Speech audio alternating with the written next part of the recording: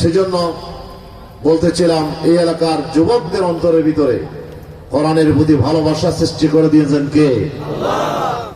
এই যুবকদের অন্তরের ভিতরে কোরআনের আগুন জ্বালায় দিয়েছে, কোরআনের ভালোবাসা জ্বালায় দিয়েছে, যার কারণে তারা গান বাজনা বেশ্যা বেহায়াপনা বাদ রেখে তারা আজকে একটি কোরআনের মাহফিল ওনারা আয়োজন করেছেন, ঠিক কিনা?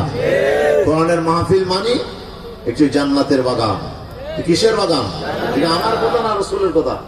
আল্লাহ রাসূলের কথা। ক্বালান নবী সাল্লাল্লাহু আলাইহি ওয়াসাল্লাম, ইযা মারারতুম বিরিয়াদিল জান্নাতি ফারতাউ। ক্বালু ওয়া মা রিয়াদুল জান্নাতি ইয়া রাসূলাল্লাহ?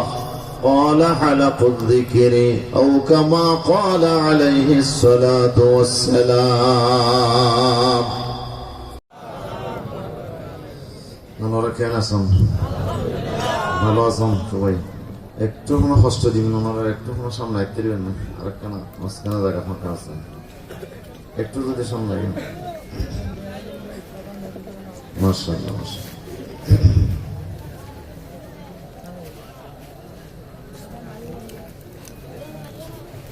بس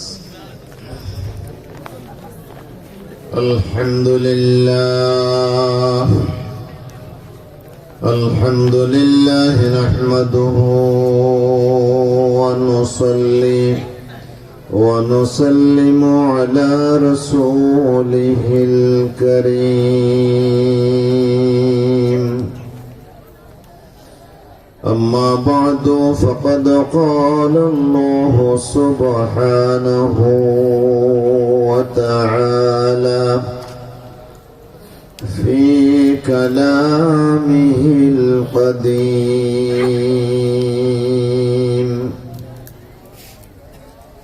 في شان نبيه العظيم. أعوذ بالله من الشيطان الرجيم. بسم الله الرحمن الرحيم. إن الله وملائكته يصلون على النبي يا أيها الذين آمنوا صلوا عليه وسلموا تسليما. صلى الله على سيدنا محمد وآله وصحبه وسلم. صلى الله على سيدنا محمد وآله وصحبه وسلم. بلغ العلا بكماله كشف الدجى بجماله حسنت جميع خصاله. صلوا عليه وآله.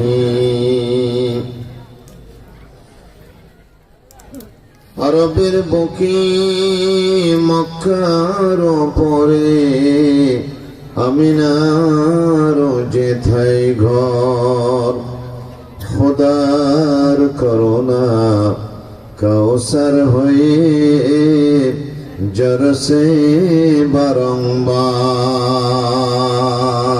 বলাগল উলা বিকমালিহি كشف الدجى بجماله حسنت جميع خصاله.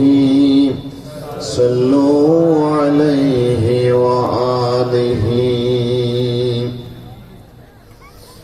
কি মুহাম্মদ हद से वफा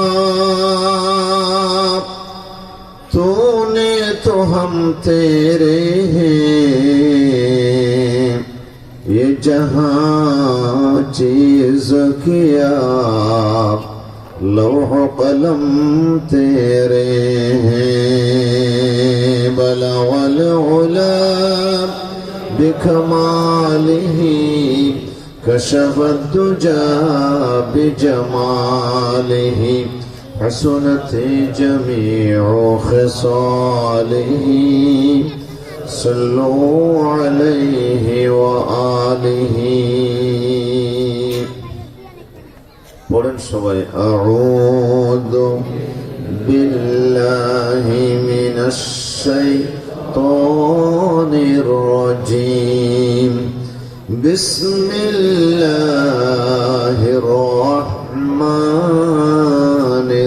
রহিম। নাহনু নাকুসসু আলাইকা নাবাআহুম বিল হক إنهم فتية آمنوا بربهم وزدناهم هدى صدق الله مولانا العظيم وصدق رسوله النبي الحبيب الكريم ونحن على ذلك من الشاهدين والشاكرين। محترم المقام واجب الاحترام আজকের এই কক্সবাজার জেলার উখিয়া উপজেলার অন্তর্গত পালংখালী ইউনিয়নের 2 নম্বর ওয়ার্ড দক্ষিণ বালুখালী ইসলামী সমাজ কল্যাণ পরিষদের উদ্যোগে প্রথমবারের মতো আয়োজিত এই বিশাল আজিমুশান ঐতিহাসিক তাফসীরুল কোরআন মাহফিল 2025, এই মাহফিলের সম্মানিত সভাপতি, এতদ অঞ্চলের প্রখ্যাত আলেমে দ্বীন ইত্তেহাদুল উলামা পরিষদ বালুখালীর সম্মানিত সভাপতি, আমার সহপাঠী বন্ধুবর হযরতুল আল্লাম শাহ মৌলানা সলিমুল্লাহ সাহেব হাফিজাহুল্লাহ ওয়া রাআহ ওয়া বারাকাল্লাহু তাআলা ফি হায়াতিহি মা সিহহাতিল জামিলা ওয়াল আফিয়াতিদ দাইমা। সকলে বলি আমিন। আজকে মাহফিলে আমার পূর্বে আপনাদের সামনে অত্যন্ত সারগর্ব, খুবই যুগ উপযোগী সুন্দর বক্তব্য আলোচনা উপহার দিয়েছেন দক্ষিণ চট্টলার উদীয়মান তরুণ বক্তা, মনারতুল উম্মাহ মডেল মাদ্রাসা রামুর সম্মানিত প্রিন্সিপাল, মাজলিসুল মুফাসসিরিন কক্সবাজার জেলা শাখার সম্মানিত অ্যাসিস্ট্যান্ট সেক্রেটারি, বিশিষ্ট মুফাসসির কোরআন বন্ধুবর শাহ মৌলানা বশিরউদ্দিন সাহেব বারাকাল্লাহু তাআলা ফি হায়াতি, আলোচনা পেশ করে আপনাদের ধন্য করেছেন। আপনাদের এই সকলের সুপরিচিত উদীয়মান তরুণ বক্তা, বিশিষ্ট গবেষক, অত্যন্ত সুললিত কণ্ঠের অধিকারী, বালুখালী স্টেশন পানবাজার জামে মসজিদের সম্মানিত খতিব জনাব শাহ মৌলানা আহসানুল্লাহ আমজাদি সাহেব, আল্লাহ তাআলা তার এই কণ্ঠকে কোরআনে কারীমের জন্য কবুল করুন। আমরা সকলে বলি আমিন। আলোচনা পেশ করে আপনাদের ধন্য করেছেন বালুখালী ছড়া জামে মসজিদের সম্মানিত খতিব, বিশিষ্ট আলেমে দ্বীন, আমার অত্যন্ত প্রিয় ভাজন শাহ মৌলানা জাইনুল আবিদিন সাহেব বারাকাল্লাহু তাআলা ফি হায়াতি। আলোচনা পেশ করেছেন মৌলানা নুরুল আলম সাহেব, খতিব দক্ষিণ বালুখালী শেয়ালিয়াপাড়া জামে মসজিদ। আজকের মাহফিলে উপস্থিত আছেন আপনাদের এই এলাকায় দীর্ঘদিন যিনি খেদমত করেছেন, বর্তমানে কোটবাজার খেদমতে আছেন, বিশিষ্ট আলেমে দ্বীন জনাব শাহ মৌলানা রফিকুল্লাহ সাহেব। আমাদের মাঝে অনেক বিদগ্ধ উলামায়ে কেরাম এসেছেন, এখানে উপস্থিত আছেন এলাকার এই বিশাল এলাকার যিনি দীর্ঘদিন সমাজ সেবার দায়িত্ব পালন করছেন, সরদার হিসেবে দায়িত্ব পালন করছেন, জনাব রহমতুল্লাহ সাহেব সহ আজকের মাহফিলে উপস্থিত হযরত উলামায়ে কেরাম, সুধী মণ্ডলী, তরুণ যুবক কিশোর ছাত্র ভাইয়েরা, আমার অত্যন্ত সম্মানিতা পর্দার আড়ালে অবস্থানরতা মা ও বোনেরা, আজকে আমাদেরকে মুগ্ধ করেছে কিছুক্ষণ পূর্বে সুললিত কণ্ঠে যে গান উপহার দিয়েছে বিশিষ্ট সঙ্গীত শিল্পী জনাব গিয়াসউদ্দিন রোকন সহ আজকের মাহফিলে উপস্থিত সম্মানিত তৌহিদি জনতা। আমি আবারও আপনাদের খিদমতে অন্তরের অন্তঃস্থল থেকে আপনাদেরকে ধন্যবাদ জানাই, আপনাদের মোবারকবাদ জানাই এবং আবারও আমি সালাম জানাই। আসসালামু আলাইকুম ওয়া রাহমাতুল্লাহি ওয়া বারাকাতুহু। আমরা শুরুতে মহান আল্লাহ পাক রব্বুল ইজ্জত ওয়াল জালালের শাহী দরবারে অযুত করে শুকর আদায় করছি যে মহান আল্লাহ সুবহানাহু ওয়া তাআলা অত্যন্ত দয়া এবং মেহেরবানি করে এই এলাকার তরুণ যুবক কিশোর ভাইদের অন্তরের ভিতরে কোরআনের প্রতি এক দুর্বিনীত মহাব্বত, ভালোবাসা পয়দা করে দিয়েছেন। আমাদের ভিতরে যে কলব আছে, যে অন্তর আছে, এই অন্তর কার নিয়ন্ত্রণে? বলেন তো কার? কারো হাতে নাই। কোন নেতা, কোন নেত্রী, কোন মানুষ আমাদের অন্তরকে নিয়ন্ত্রণ করতে পারে না। এ কার হাতে? আল্লাহ তাআলা। আল্লাহ রাসূল বলেছেন হাদিস শরীফে, ইন্না কুলুবা বানি আদম বাইনা ইসবাঈর রহমান। আল্লাহ রাব্বুল আলামিনের কুদরতের দুই আঙ্গুলের মাঝখানে মানুষের অন্তর বিরাজমান, মানুষের অন্তর অবস্থান করে। ইউসাররিফুহা কাইফা ইয়াশা, তিনি যেদিকে ইচ্ছা সেদিকে মানুষের অন্তরকে ফিরিয়ে দিতে পারে। ক্ষমতা কার? বলেন তো ক্ষমতা কার? আল্লাহ সুবহানাহু ওয়া তাআলা চাইলে বান্দার অন্তরকে যে কোনো দিকে ফিরিয়ে দিতে পারে। সেজন্য বিশ্বনবী সাল্লাল্লাহু আলাইহি ওয়াসাল্লাম প্রায় সময় দোয়া করতেন, আল্লাহুম্মা ইয়া মুসাররিফাল কুলুব। পড়েন না, আল্লাহুম্মা ইয়া মুসাররিফাল কুলুব সাররিফ কুলুবানা ইলা তাআতিকা ওয়া ইয়া মুকাল্লিবাল কুলুব সাব্বিত কুলুবানা আলা দীনিক। হে আল্লাহ, এই কলব পরিবর্তনকারী, মুসাররিফাল কুলুব, আমাদের অন্তরগুলো আপনার ইবাদতের দিকে, আনুগত্যের দিকে আপনি ফিরাইয়া দেন। এই কলব পরিবর্তনকারী, সাব্বিত কুলুবানা আলা দীনিক, আপনার দ্বীনের উপরে আমাদের কলবগুলোকে মজবুত করে দেন। আল্লাহু আকবার। এই দোয়াটা আমাদের পড়তে হবে, যেহেতু কোন কারণে যদি আমাদের অন্তর ফিরে যায়, পরিবর্তন হয়ে যায়, ইবাদত থেকে আমরা ছিটকে পড়ে যাব, জান্নাতের রাস্তা থেকে আমরা ছিটকে পড়ে যাব, ঠিক কি না? এই জন্য আমার আল্লাহ তাআলা দোয়া শিখিয়েছেন এভাবে, রব্বানা লা তুযিগ কুলুবানা বা'দা ইদ হাদাইতানা ওয়া হাব লানা মিন লাদুনকা রাহমাহ ইন্নাকা আনতাল ওয়াহ্হাব। দোয়া শিখালেন কে? আল্লাহ তাআলা কোরআন মাজিদে সূরা আলে ইমরানে আমাদেরকে শিক্ষা দিয়েছেন। ইমানদাররা এইভাবে দোয়া করে, রব্বানা লা তুযিগ কুলুবানা, হে আল্লাহ আমাদের কলবগুলোকে আবার বাঁকা করে দিও না। বা'দা ইয হাদাইতানা, কোরআনের হেদায়েত আমাদেরকে দেওয়ার পরে, ইসলামের পক্ষে হেদায়েত দেওয়ার পরে আবার আমাদের কলবগুলোকে তুমি আবার বাঁকা করে দিও না, ফিরাইয়া দিও না। ওয়া হাব লানা মিন লাদুনকা রাহমা, আমাদের প্রতি তোমার রহমত তুমি আমাদেরকে দান করো। ইন্নাকা আনতাল ওয়াহ্হাব, তুমি বড়ই দানশীল। আল্লাহ বড়ই দানশীল। এই দোয়া আমার আল্লাহ তাআলা শিক্ষা দিয়েছেন। এই জন্য আমাদেরকে সবসময় এই দোয়া করতে হবে। এই দোয়া যারা করে তারা মৃত্যুর সময় ঈমান হারা হবে না, তারা খাতামা বিল খায়র হবে, তারা ঈমান হারা হবে না মৃত্যুর সময়। আল্লাহ বলি আল্লাহুম্মা আমিন। আরো জোরে বলি আমিন। করব তো ইনশাআল্লাহ, করব তো ইনশাআল্লাহ। আল্লাহ তাআলা আমাদের সবাইকে দ্বীনের উপরে, ইসলামের উপরে আল্লাহ যেন আমাদেরকে কায়েম রাখেন, দায়েম রাখেন, সাবেক কদম রাখেন। জোরে বলি আমিন। সেজন্য বলতেছিলাম, এই এলাকার যুবকদের অন্তরের ভিতরে কোরআনের প্রতি ভালোবাসা সৃষ্টি করে দিয়েছেন কে? আল্লাহ। এই যুবকদের অন্তরের ভিতরে কোরআনের আগুন জ্বালায় দিয়েছে, কোরআনের ভালোবাসা জ্বালায় দিয়েছে। যার কারণে তারা গান বাজনা বেশ্যা বেহায়াপনা বাদ রেখে তারা আজকে একটি কোরআনের মাহফিল ওনারা আয়োজন করেছেন, ঠিক কিনা? কোরআনের মাহফিল মানে একটি জান্নাতের বাগান। কিসের বাগান? এটা আমার কথা না রাসূলের কথা? আল্লাহ রাসূলের কথা। ক্বালান নবী সাল্লাল্লাহু আলাইহি ওয়াসাল্লাম ইযা মারারতুম বিরিয়াদিল জান্নাতি ফারতাউ।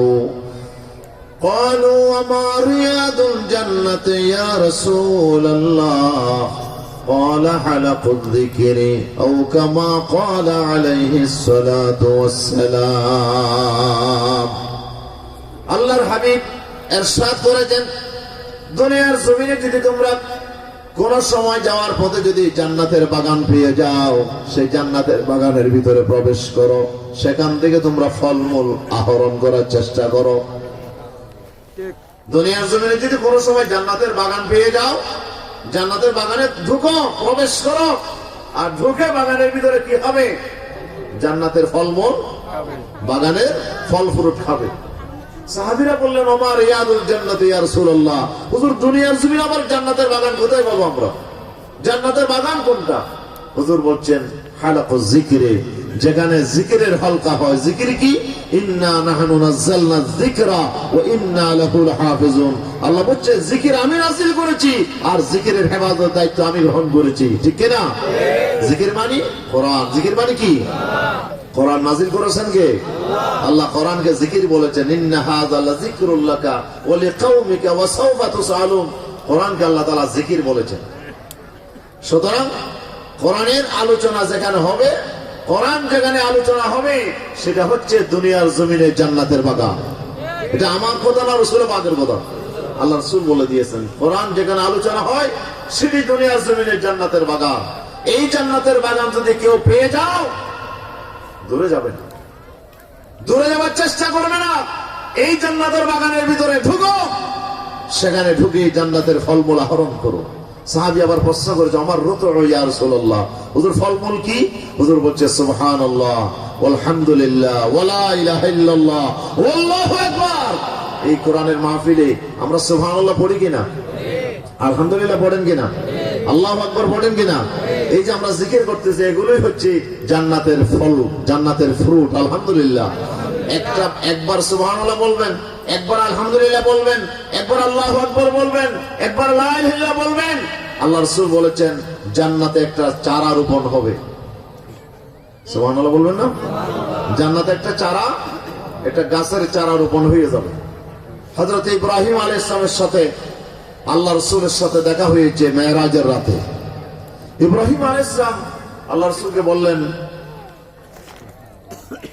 আপনার উম্মতকে গিয়ে একটা খবর জানিয়ে দেন যে ইন্নাল জান্নাতা কিআনুন, জান্নাত হচ্ছে একটি খালি জায়গার নাম। সুবহানাল্লাহ। জান্নাত কিসের নাম? একটি খালি জায়গার নাম, একটি খোলা ময়দানের নাম।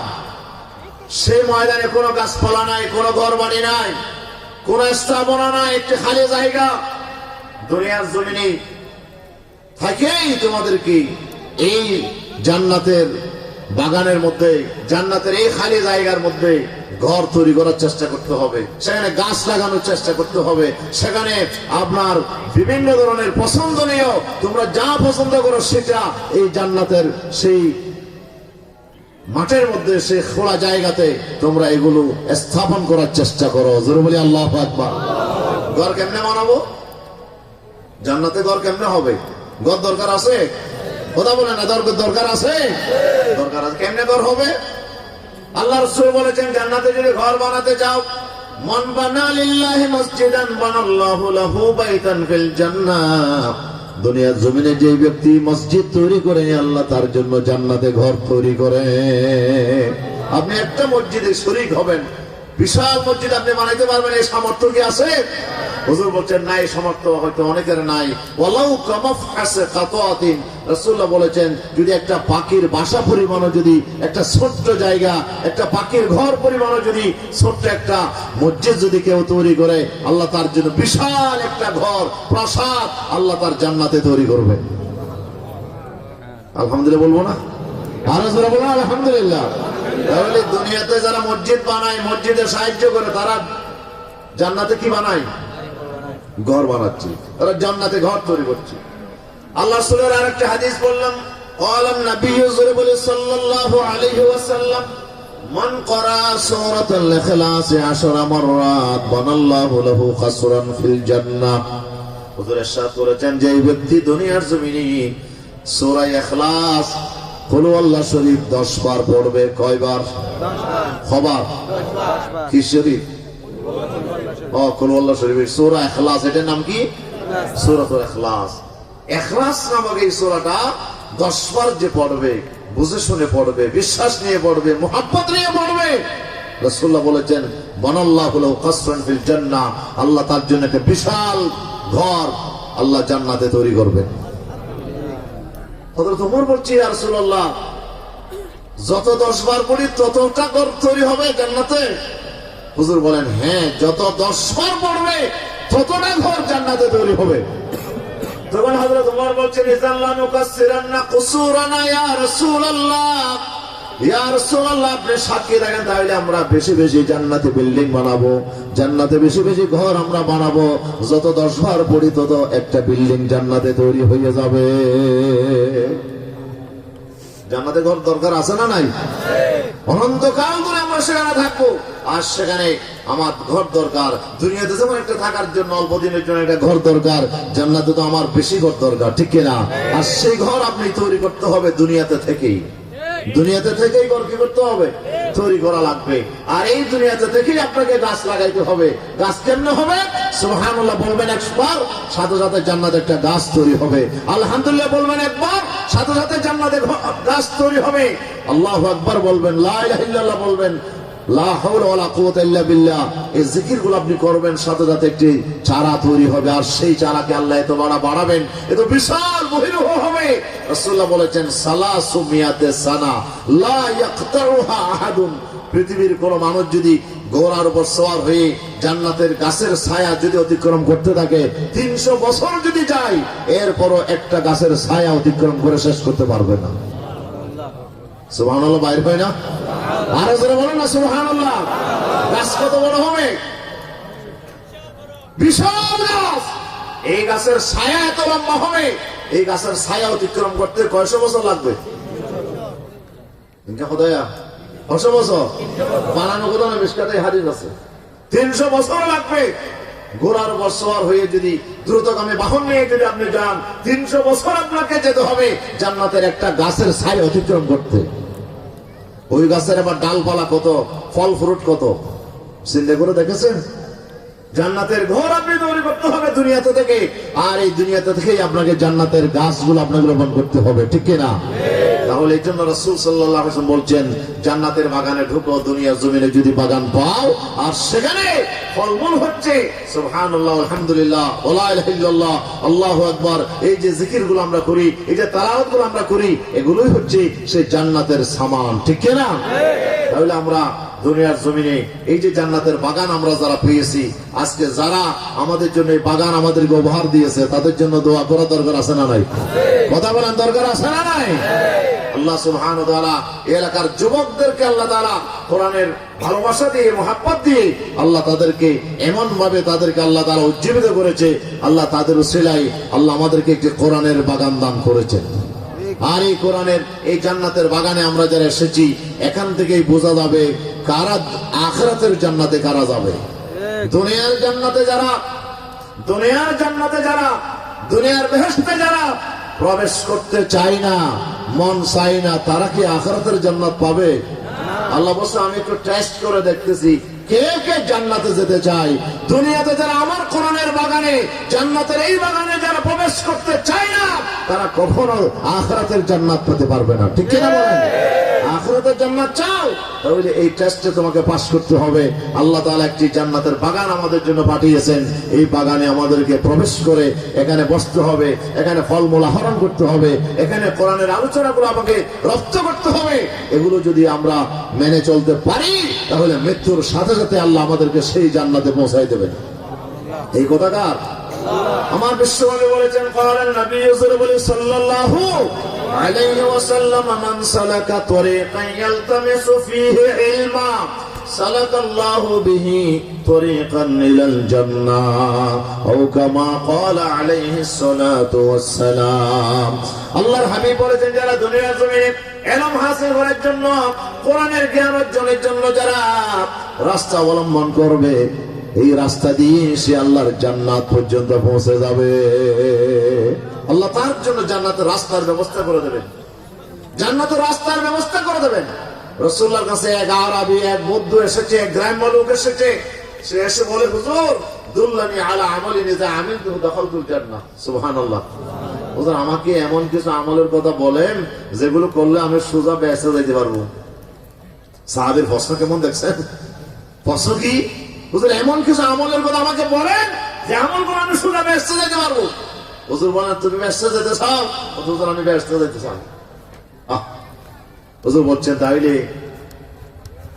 তুমি আলাইকা আন তাশহাদা আল্লা ইলাহা ইল্লাল্লাহ ওয়া আন্না মুহাম্মাদান আবদুহু ওয়া রাসূলুহু।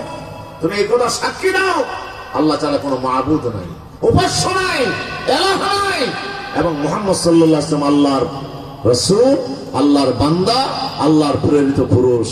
এই কথা সাক্ষী দাও, ঈমানের ঘোষণা দাও। হুজুর এরপরে হুজুর বলছেন ওয়াতুসাল্লি সালাওয়াতুল খামসা ফিল ইয়াউমি ওয়াল লাইলা। রাতে দিনে কত? 5 ওয়াক্ত নামাজ পড়া লাগবে। ঈমানের পরে রাতে দিনে কত ওয়াক্ত পড়া লাগবে? 5 ওয়াক্ত নামাজ পড়া লাগবে। লোকটি বলল ফাহাল আলাইয়া গায়রুহু, না ইয়া রাসূলুল্লাহ হুজুর এরপর আর কিছু আসেনি আমার উপরে? হুজুর বলছেন লা ইল্লা আন তাতাওয়া, না না আর কিছু নাই, ফরজ নাই, তবে চাইলে নফল করতে পারো। চাইলে কি? 5 ওয়াক্তের বাইরে চাইলে নফল করতে পারো, তাহাজ্জুদ করতে পারো, ইশরাক করতে পারো, আবিন করতে পারো, দুহা করতে পারো, তুমি চাইলে নফল করতে পারো, কিন্তু ফরজ আর নাই। ফরজ হলো ওয়াক্ত। এরপরে ওয়াতাসুমা রমাদান, রমজানের 1 মাস রোজা রাখবা। সাহাবী প্রশ্ন করে ফাহাল আলাইয়া গায়রুহু ইয়া রাসূলুল্লাহ, হুজুর এরপর আর কিছু আসেনি আমার উপরে? হুজুর বলেন লা ইল্লা আন তাতাওয়া, ফরজ আর নাই। রমজানের রোজা রাখলে ফরজ শেষ, এর বাদে সারা বছরের ভিতরে নফল রাখতে চাইলে পারবা। কি নফল রোজা রাখতে চাইলে রাখতে পারবা। নফল রোজা আসেনি? রাসূল সাল্লাল্লাহু আলাইহি ওয়াসাল্লাম প্রত্যেক মাসে কয়টা রাখতেন রোজা? কথা বলেন কয়টা? 3টা রোজা রাখতেন, 13, 14, 15। প্রত্যেক চন্দ্র মাসে 13, 14, 15, অথবা মাসের প্রথম তারিখ একটা, মাঝখানে একটা, লাস্টে একটা, এটাও আছে। আবার কি বলছেন যে কোনো ভাবে মাসের ভিতরে 3টা রাখলে সুন্নাত আদায় হয়ে যাবে। আল্লাহু আকবার। যে কোনো ভাবে 3টা রাখলে কি হয়ে যাবে? আদায় হয়ে যাবে। রাসূল সাল্লাল্লাহু আলাইহি ওয়াসাল্লাম পরে সোমবার আর বৃহস্পতিবার আল্লাহ রোজা রাখতেন। কিবারে? হুজুর আপনি সোমবারে কেন রোজা রাখেন? হুজুর সোমবারে রোজা রাখে যে ফিহে উলিদতু, সেই দিন আল্লাহ আমাকে জন্ম দিয়েছেন এই দুনিয়াতে, আমি দুনিয়াতে জন্মগ্রহণ করছি কিবারে? সোমবারে, সেই জন্য আমি শুকরিয়াতন রোজা রাখি। আল্লাহু আকবার। তো বৃহস্পতিবারে রোজা রাখেন যে ওদের ফিহে তুরাদু আমালুল ইবাদ, ওই দিন আল্লাহর কাছে বান্দার আমলগুলো পেশ হয়। 1 সপ্তাহে বান্দা যা আমল করে এই আমলগুলো বৃহস্পতিবারে আল্লাহর কাছে হাজির হয়, পেশ করা হয়। আমি পছন্দ করি রোজাদার অবস্থায় যেন আমার আমলটা আল্লাহর কাছে হাজির হয়। এই জন্য আমি বৃহস্পতিবারে কি রাখি? রোজা রাখি। আমরা পারবো তো ইনশাআল্লাহ? পারবো তো ইনশাআল্লাহ? যাদের সামর্থ্য হয়, সুযোগ থাকে, আপনারা সোমবার অথবা এবং বৃহস্পতিবার এই 2 দিন সপ্তাহে রোজা রাখবেন। আর প্রতি মাসে যদি তাও না পারেন প্রতি মাসে 3টা হলো কমপক্ষে রাখবেন। এটা সাহাবী আল্লাহ রাসূল বলেন লা ইল্লা আন তাতাওয়া, রমজান ছাড়া কোনো ফরজ নাই, তবে চাইলে নফল করতে রাখতে পারেন। এরপরে হুজুর আর কি আছে? হুজুর বলছেন ওয়াতুতিজ যাকাত। কি যাকাত? ফাহাল আলাইয়া গায়রুহা, হুজুর এরপর আর কিছু আছে? হুজুর বলেন লা ইল্লা আন তাতাওয়া, যাকাত হলো ফরজ, যাকাতের পরে ইচ্ছা করলে কিছু নফল দিতে পারো। ওয়া তাহুজ্জুল বাইত, আল্লাহর ঘরের হজ আদায় করবা। হুজুর আর কিছু আছে? ফাহাল আলাইয়া গায়রু? হুজুর বলছেন না না আর কিছু না ইল্লা অন্তত ওয়া নফল করতে পারলে একবার করলে ফরজ আদায় হয়ে যাবে জীবনে, আর পারলে পরে নফল আদায় করবে। হুজুর আর কিছু আছে না? হুজুর বলে আর কিছু নাই। লোকটা চলে যাচ্ছে, কি চলে যাচ্ছে, চলে যাওয়ার সময় বলছে ওয়াল্লাহি লা আযীদু আলা হাযা ওয়ালা আনকুস। হে রাসূল, আপনি যা যা বলছেন আমি একটা বাড়াবো না একটা কমাবো না, যা যা বলছেন হুবহু এটা আমি আমল করব। লোকটা চলে যাচ্ছে। হুজুর বলছেন মান সাররাহু আইয়ানজুরা ইলা আহলিল জান্নাহ, তোমাদের কারো আরজু লাগে জান্নাতি মানুষ চাইতে আরজু লাগে? এই সাহাবীরা জান্নাতি মানুষ দেখতে চাও? ফালিয়ানজুর ইলা হাযা, এই লোকটা তো চলে আসছে, এটা বেহেশতি মানুষ। তারপরে সুবহানাল্লাহ বলেন না, এটা কি মানুষ? বেহেশতি মানুষ। কেমনে বেহেশতি হলো? লোকটা তো এখনো আমল করে নাই, কিন্তু রাসূলুল্লাহর কাছে সে ওয়াদা করেছে আমল করার জন্য। রাসূলুল্লাহর কাছে ইলমের সবক নিয়েছে, আর সে ইলমের সবক অনুসারে যদি আমল করতে পারে, রাসূল বলছে সে কোথায় যাবে? বেহেশতে যাবে। তাহলে আমরা যারা আসছি, আমরা এখন জান্নাতের পথে এসেছি। কিসের পথে? কথা বলে কিসের পথে? মান সালাকা তরিকান ইয়ালতামিসু ফীহি ইলমা, আল্লাহর কোন বান্দা যদি ইলম হাসিল করার জন্য ঘর থেকে বের হয়, তাহলে সে জান্নাতের রাস্তায় বের হয়েছে। এই ইলম শিখে যদি আমরা সেভাবে আমল করতে পারি, সোজা আল্লাহর জান্নাতে আমাদের ঠিকানা হয়ে যাবে ইনশাআল্লাহ। ঠিক কি না? আল্লাহ আমাদেরকে সেই জান্নাত পর্যন্ত পৌঁছার তৌফিক দান করুন। আমিন বলেন। আরো জোরে বলেন আমিন। এই বৈঠকে আমরা যারাই আছি, আমরা যেন জান্নাতের বৈঠকে যেন আমরা সবাই একসাথে হাজির থাকতে পারি। আল্লাহ যেন তৌফিক দান করেন। আমিন বলেন। অত্যন্ত ওয়াজ ফ্যাট ভরে গিয়ে হই দুজনে হদ্দার গুণ হদ্দ ফ্যাট ভরে গিয়ে বুঝছে তো? হ্যাঁ, আল্লাহু আকবার।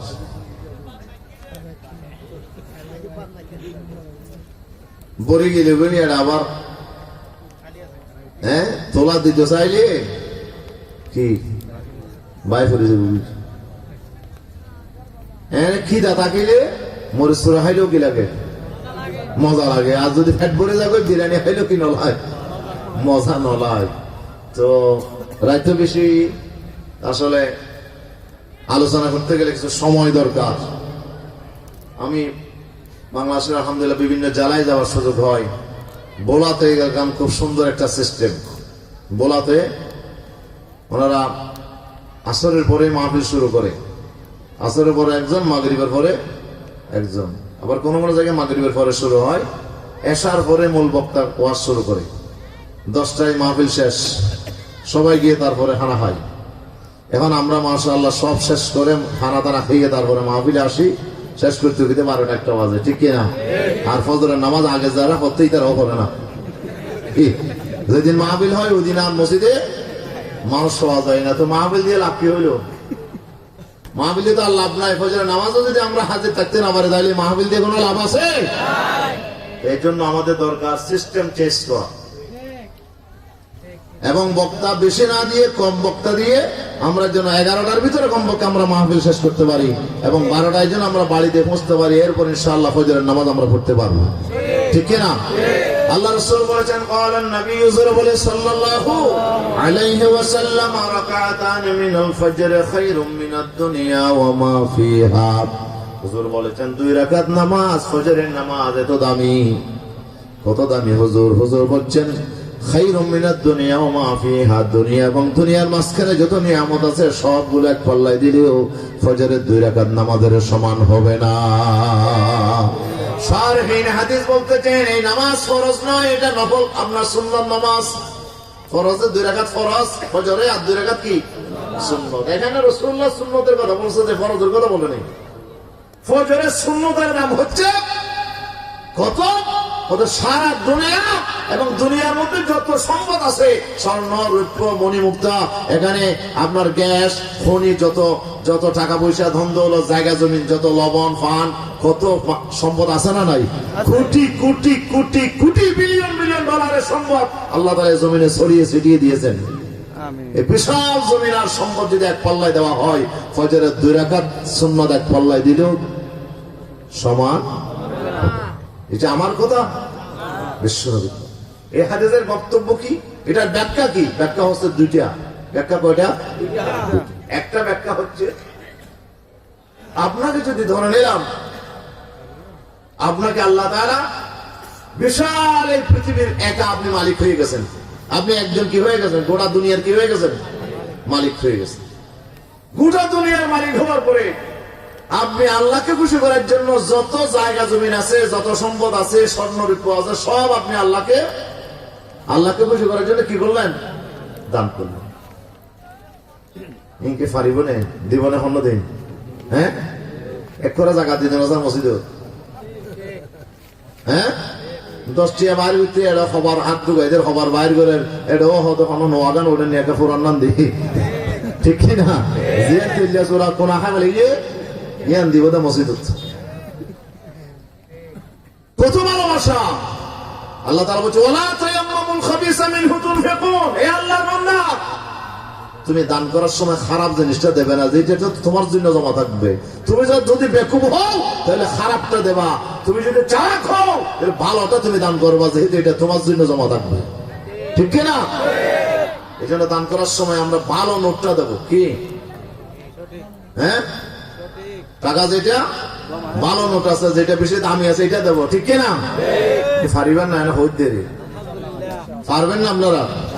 হ্যাঁ আল্লাহ কবুল করুক, আমিন বলেন। তাহলে গোটা দুনিয়ার আপনি মালিক হয়ে গেলেন। আল্লাহকে খুশি করার জন্য যত জায়গা আছে, জমি আছে, টাকা আছে, পয়সা আছে, স্বর্ণ আছে, সব দিলেন। আল্লাহ কেমন খুশি হবে? খুশি হইব না বাবু? কেন খুশি? বেশি খুশি। আল্লাহ রাসূল থেকে সাহাবীরা জিজ্ঞেস করছে, মহিলা আপনার রাসূলের বিবিরা, আমাদের আম্মা জানেরা, ইয়া রাসূলুল্লাহ আমাদের ভিতরে আপনার সাথে প্রথম কে মিলিত হবে? আমাদের ভিতরে কার মৃত্যু আগে হবে? সুবহানাল্লাহ। আমাদের বিবিদের ভিতরে কার মৃত্যু আগে হবে? হুজুর বলছে তোমাদের বিবিদের ভিতরে যার হাত বেশি লম্বা, যার হাত বেশি লম্বা সে প্রথম আমার সাথে মিলিত হবে, তার মৌত আগে হবে আমার ফ্যামিলির ভিতরে। বিবিরা বলে যে আমরা তখন হাত মাপামাপি করলাম, হাত বেশি লম্বা। সুবহানাল্লাহ সুবহানাল্লাহ। হাত মাপলাম, মেপে দেখলাম যে হযরত সৌদা বিনতে জামআ রাদিয়াল্লাহু তাআলা আনহা উম্মুল মুমিনিন হযরত সৌদার হাতটা বেশি লম্বা দেখলাম, তখন আমরা নিশ্চিত হলাম যে সৌদা আগে মারা যাবে। কিন্তু মারা যাওয়ার সময় দেখলাম যে না, সৌদা মারা যায় নাই, আগে মারা গেছে হযরত যায়েনব বিনতে জাহাশ রাদিয়াল্লাহু তাআলা আনহা। কি যায়েনব মারা গেছে।